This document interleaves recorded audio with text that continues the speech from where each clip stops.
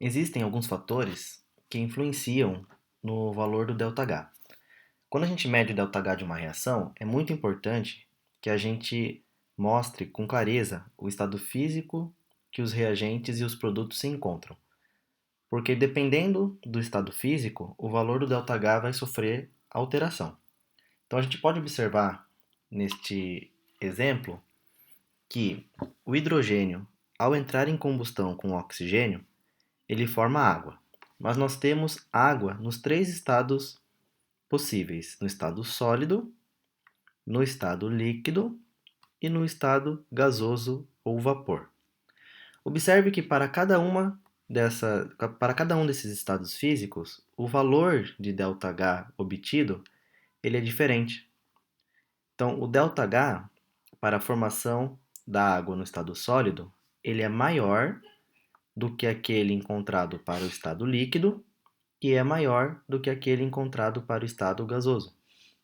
Então, quando a gente vai escrever a reação de combustão do hidrogênio, é muito importante que nós mostremos quais são os estados físicos de cada substância.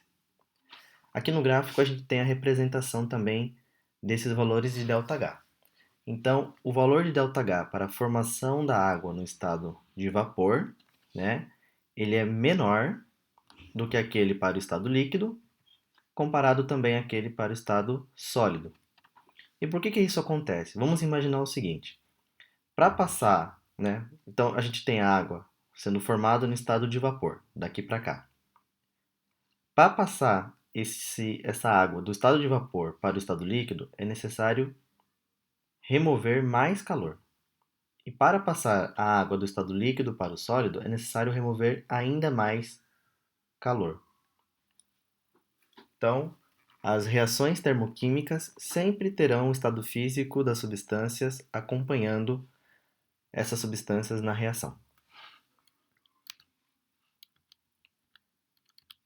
Um outro fator bastante importante também para a determinação do valor de ΔH é quanto ao estado alotrópico do reagente do produto. O que são alótropos, né? Ou estado alotrópico?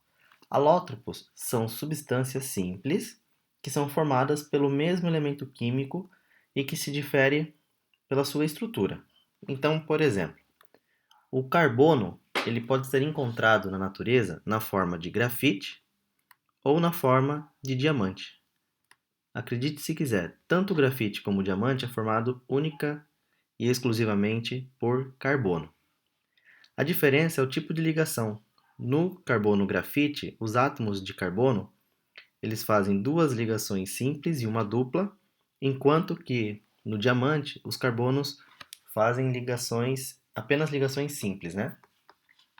Então, quando eu tenho grafite reagindo com oxigênio, eu formo gás carbônico, e o mesmo ocorre quando eu tenho diamante, carbono na forma de diamante, reagindo com oxigênio. A gente também tem a formação de gás carbônico. Porém, no primeiro exemplo, o ΔH da reação é 392,9 kJ, enquanto que para o segundo é 395 kJ. Então, o ΔH para essas duas reações, apesar de nós termos os mesmos elementos, né, e substâncias sendo formadas, elas são diferentes justamente por causa dos estados alotrópicos do carbono. Então é muito importante quando a gente vai escrever uma reação termoquímica também deixar bem claro qual é o estado alotrópico em questão. Outros exemplos de alótropos importantes nós temos é o oxigênio e o ozônio. Também são exemplos importantes. Tanto o oxigênio como o ozônio são formados unicamente e exclusivamente pelo elemento químico oxigênio.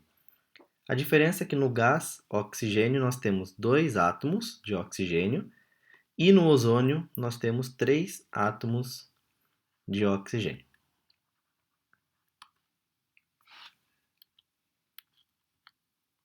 Então também a gente pode observar no gráfico, né, os valores para a primeira etapa, para a primeira reação, né, e para a segunda. Então, para o diamante, nós temos uma entalpia maior quando comparado aquele para com o grafite. Também é muito importante que a gente deixe bem claro qual é a temperatura e a qual pressão está submetido à reação química, pois uma variação da temperatura também fará com que o valor de ΔH seja mudado. E também, por último, a quantidade de reagentes e produtos. O número de reagentes numa reação, ele vai modificar o valor de ΔH. A gente diz que o ΔH, ou a entalpia, né, é uma grandeza extensiva. Por que a gente fala que ela é uma grandeza extensiva? Porque ela depende da quantidade de substância. Então, quanto mais substância nós temos, maior vai ser o valor do ΔH. Então, para cada mol, aqui ó, 1 mol de metano, o valor do ΔH é menos 889. Se nós multiplicarmos, esses valores também vão variar. No terceiro aqui nós estamos triplicando. Então é muito importante também que as quantidades dos reagentes e produtos sejam bem estabelecidos. Aqui nós temos um exercício. O exercício diz o seguinte, ó. Considere o diagrama de entalpia a seguir. Então ele quer saber qual dessas reações, qual alternativa está devidamente representado pelo gráfico, né?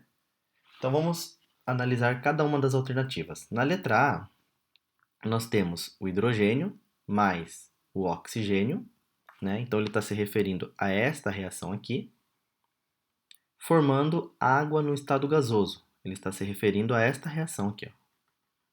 Água no estado gasoso. Essa reação, ela tem um valor de ΔH menor do que zero. Ela é exotérmica. Como que nós sabemos disso? Porque a seta está apontando para baixo. E na alternativa A, ele está dizendo que esta reação acontece de forma endotérmica. Então, o que está escrito aqui não corresponde com o que está no gráfico. Então, essa letra A está errada. Ela não pode ser resposta. Agora, a letra B. Água no estado líquido se transformando em água no estado gasoso. Então, ele está se referindo a esta substância se transformando nesta substância. Nós podemos observar que pela seta, né, ela está indo de baixo para cima. Então, o ΔH é maior do que zero. O processo é endotérmico. E aqui na alternativa, ele está apontando um ΔH negativo. Então, o valor do ΔH da alternativa B não corresponde com o que se observa no gráfico. Então, essa alternativa B também não pode ser resposta. Agora, a letra C. Nós temos água no estado líquido. Ele está se referindo a esta substância, se transformando em em hidrogênio e gás oxigênio. Então, esta reação ela é endotérmica também, o ΔH é maior que zero, e nós podemos ter certeza disso porque a seta está indo de baixo para cima. E é exatamente o que está escrito aqui na alternativa C. Nós temos apenas que conferir se esse valor que ele passa corresponde com o valor da reação. Então, ΔH vai ser a entalpia dos produtos menos a entalpia dos reagentes. A entalpia do meu produto é zero, menos a entalpia do meu reagente, que é água no estado líquido, é 283, só que com valor negativo. Então dá mais 283. Isso corresponde ao que está escrito no item C. Então, a letra C é a nossa resposta correta. Tá certo?